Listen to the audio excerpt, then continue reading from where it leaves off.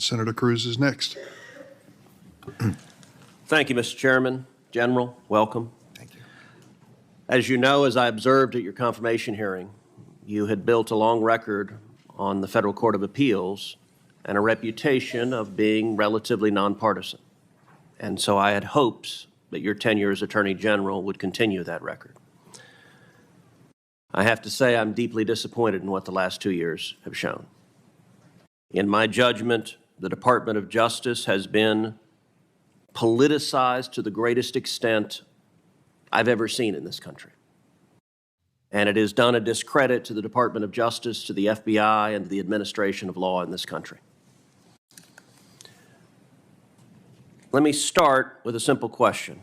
General Garland, is it a federal crime to protest outside of a judge's home with the intent of influencing that judge as to a pending case? The answer to that is yes, but I also want to at least respond to your characterization of the department, which Sure. I vigorously disagree with. I believe the men and women of the department pursue their work every single day in a nonpartisan and an appropriate General way. Garland, there are thousands of men and women who do that. And I'll tell you, I hear from prosecutors at the Department of Justice. I hear from agents at the FBI who are angry that it is treated as the enforcement arm for the DNC instead of upholding the law in a fair and even-handed manner. So you are right. There are thousands of men and women that are doing the job, but it is the political leadership that you're responsible for. So, what's up, everybody? Welcome back to the channel. Oh yeah, we're going to old school again, folks. You know, it's a crying shame. I really, really wish Ted Cruz wasn't such a damn neocon. He would make for a really good senator. You guys remember when Ted Cruz thought he was going to run for president? Oh, lying Ted. That was hilarious. He's not presidential material, for crying out loud. He does do a good job at these committee hearings, man. It is nothing but just greatness, if you will, especially under the Biden administration, because the Biden administration was so damn bad, y'all. But enough of my rambling. Let's get into this thing. Y'all smash that like button for me. Subscribe if you're new around here and you want to stay up to date with news and politics and how you're being manipulated by corporate press news articles. That is what we do. This is the best place for that. Share this video anywhere and everywhere you can. And hey, look, guys, you do me a favor and click that join button. Sign up, become a member. That's the best way to help this channel expand and grow. So y'all do all that for me. And without any further ado, here's lying Ted, y'all. you just said, yes, it's a crime to protest at the home of a judge. Same goes for jurors, by the way, with the intent of influencing a case. But in the wake of the leak of the Dobbs decision, when rioters descended on the homes of 6 Supreme Court justices, night after night after night, you did nothing. The department did nothing. When extremist groups like Ruth Sent Us and Jane's Revenge openly organized campaigns of harassment at the homes of justices, you sat on your hands. When these same groups posted online information about where the justices worship, or their home addresses, or where their kids went to school, you again sat on your hands and did nothing. Your failure to act to protect the safety of the justices and their families was an obvious product of political bias. You agree with Roe versus Wade, you disagree with the Dobbs decision, and the Department of Justice under this president was perfectly happy to refuse to enforce the law and allow threats of violence. And as you know, those threats finally materialized with Nicholas Roski, a 26-year-old man from California who traveled across the country, was arrested outside the home of Justice Kavanaugh, armed with a handgun, a knife, and burglary tools. And he said he came there to kill Justice Kavanaugh because he was enraged by the leaked opinion. Now, of course, you're prosecuting that individual for attempted murder, but did you bring even a single case to enforce this law, or did the Department of Justice decide this law doesn't apply if it's harassing justices for an opinion we don't like? When the Dobbs draft was leaked, I did something no Attorney General in the history of the department had ever done before. For the first time in history, I ordered United States Marshals 24/7 to defend every residence of every justice. Well, Garland, as a judge, you're familiar with asking counsel to answer a question. I am Has the Department of Justice enforced this statute? Have you brought a single case against any of these protesters threatening the justices under 18 U.S.C. Section 1507? Have you brought even one? Senator, you asked me whether I sat on my hands, and quite the opposite. I sent 70 United States Marshals. Let me try again. To defend. Has the Department of Justice brought even a single case under this statute? It's a yes/no question. It's not a give a speech on the other things you did. The job of the United States Marshals is to defend the lives of So the answer is no. Is to defend the lives of the justices, and that's their number one priority. They have. Why are you unwilling to say no? The answer is no. You know it's no. I know it's no. Everyone in this hearing room knows it's no. You're not willing to answer a question. Have you brought a case under this statute? Yes or no? As far as I know, we haven't, and what we have done is defended the lives of the justices with over 70 U.S. Marshals. How do you decide which criminal statutes the DOJ enforces and which one it doesn't? The United States Marshals know that they have full authority. I recognize you want to give a separate speech. No, I don't want to How do you decide which statutes you enforce and which ones you don't? The marshals on scene make that determination in light of the priority of defense. The marshals do not make a determination over whether to prosecute. You, the Attorney General, make a determination, and you spent 20 years as a judge, and you're perfectly content with justices being afraid for their children's lives, and you did nothing to prosecute it. Let's shift to another area. Can I answer the question? No, you cannot. You have refused to answer the question. I am answering your question. The Attorney General does not decide whether to arrest. How did you choose not to enforce this statute? The marshals on scene. Marshals don't make that decision. They do make the decision of whether to make an arrest. Prosecute someone? No, they don't. If they make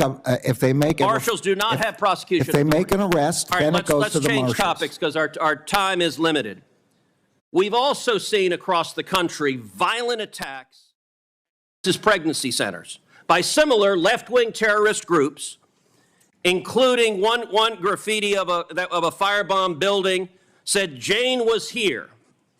There have been attacks all over the country, and yet the Department of Justice has not brought these violent criminals to justice.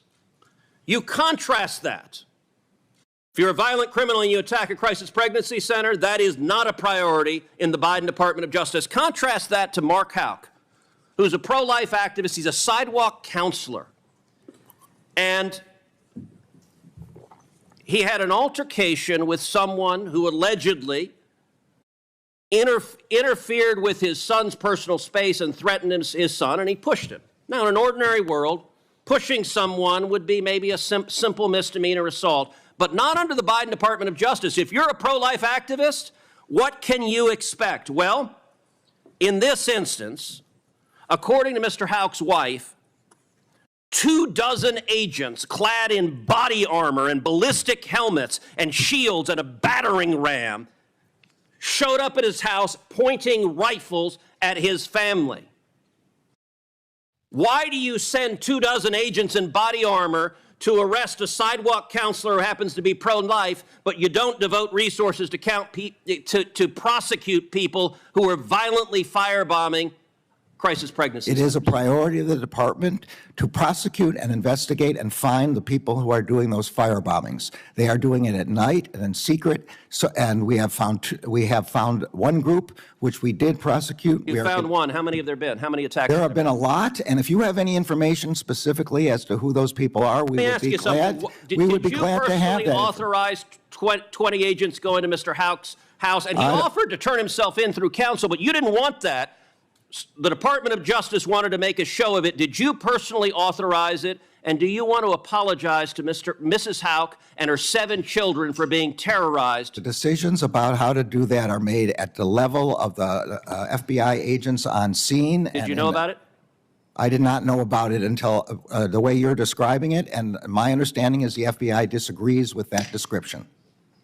Was it a mistake? Senator's time has expired. Oh, I love this hearing right here because I just love how he says, oh, the FBI disagrees with your characterization of the events that took place on said date or whatever. Like, dude, there's a picture right in front of you. The FBI showed up to somebody's house with riot gear, for crying out loud, because one man shoved a psycho.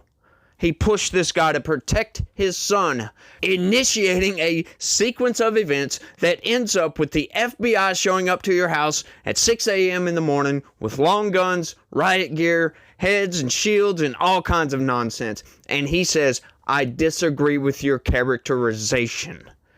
Are you freaking kidding me, dude? Like, dude, the Biden administration officials, those hearings were so insane. Like, Alejandro Mayorkas was the worst. I might cover him tomorrow because there's another supercut like this where Ted Cruz is going after Alejandro Mayorkas, and it is epic. It is utterly epic. And I wasn't doing these back then. I wasn't reacting to these, so I love reacting to these things. But I might just cover that one. But let's go back in time to the beginning of that clip right quick. Like the 18 USC, whatever code that was, talking about the protests in front of the justice's house or any judge. You can't protest, right? That's fascinating. In the land of the free, the home of the brave, where we enshrine freedom of speech, freedom of expression, freedom of religion as the First Amendment Bill of Rights, for crying out loud. You can get out there and do and say just about anything that you want to, except in certain instances. We cannot go and protest in front of a judge's house. If that would have been Trump supporters protesting in front of a judge's house, they would have all been arrested, folks. We know that. Now, we can play whataboutism, or we can just, hey, let's look at this situation and let's break it down. Like they were arguing past each other, and it was intentional on behalf of Merrick Garland, because those questions are simple. A 5-year-old could answer those questions. Simply put, did you prosecute anybody? And he's trying to say, oh, well, the marshals didn't arrest. It's their decision to arrest, right? Like, that's not what he's asking. He's asking, did you prosecute anybody? No, look, I understand you have to make an arrest first before you can prosecute somebody. But if you see somebody blatantly violating the law right in front of your eyes, right? Like, it took this guy trying to go into Kavanaugh's house and take him out of the game, for crying out loud, for them to deploy the U.S. Marshals to protect these people, right? Instead of sending the FBI to go arrest these people and get them out of there. You don't even have to arrest them. Just pick them up and move them. Make them move. Make them stop protesting, for crying out loud. Republicans would have been fine with that, I'm sure. But instead, you're going to allow them to continue to violate the law, just in blatant disregard for federal statute, and not do anything about it, and then argue back with the senator when he's calling you out for it, when he's busting your balls over this situation, allowing these people to just get away with breaking the law. That was status quo for the Biden administration. They did not care about law, right? Democrats just don't care about the Constitution, right? They'll get out there and say they do. Oh, we care about democracy. Democracy is their God. That's all you can say about that. Like, I was getting into an argument. I know this is kind of off topic, but I kind of want to talk about it. I was getting into a comment section argument, if you will, back and forth with this guy over a video I did a while back talking about abortion or whatever. And this guy just goes off the freaking rails. You don't care about life. You don't care. Like, what? Dude, I'm pro-life. I don't want you to have abortions, right? We want to minimize abortions as much as possible. It was very fascinating. And it's like he's trying to tell me I don't care about people. Like, look, dude, I have a son. I have a family. I deeply care about these people. Of course, I didn't say all this. I'm just thinking this, like, well, dude is deranged. This dude's a lunatic. And I don't know, it was just fascinating because they don't listen to what you say. They just respond. That's what Merrick Garland is doing here. He's just responding to whatever he wants to respond to. He's not actually addressing the issue at hand. Get out there and go stop these people from violating the freaking law. That's what you got to do. That is your job. You are in charge of the Department of Justice, which the FBI falls underneath. Get up off your butt and go do your job. I love it. I just love how they stonewall the Congress. They stonewall our representation. They just didn't care. They violated oversight on a consistent basis. I remember talking about this heavily. Right? Anytime Congress wanted something, they usually did not get what they wanted. You ask for some simple documents. Oh, we can't do that. We can't give you that. Active investigation or something like that. It's like, this is utter nonsense. I have never seen the government function in such a way as I did under the Biden administration, y'all. Look, now, I ain't gonna lie. I didn't pay too closely attention to politics during even the last Trump administration. I just started paying close attention to politics during the Biden administration, which was insane. Talk about jumping into the frying pan, for crying out loud. Like, it was insane when I started watching these committee hearings and paying attention to this type of stuff. I'm like, what is going on in this country, y'all? This is broken. All of it is broken. And I'm still saying the same damn thing. Fascinating, that is. It's interesting, but look, I think I've rambled on for long enough. Y'all let me know what y'all think about all this down in the comment section. Congress is finally back, so we'll probably get some new committee hearings coming up, so I'll have some fresh material for you guys, so y'all make sure and stay tuned for that. Should be coming like next week, maybe the week after that, you never know. So we're going to keep on keeping on with these and just see what we get and do what we do. So y'all let me know what y'all think about all this down in the comment section. Y'all don't forget to smash that like button for me. Subscribe if you're new around here. Share this video anywhere and all over the place, all at the same time. And sign up, become a member. That is the best way, y'all. That's the best thing you could possibly do to help a brother out, man. That's all you got to do. Help me out. But y'all remember that God is always with us, and he loves each and every one of you out there. So y'all remember that, and y'all try to have a good day and stay legitical. Peace.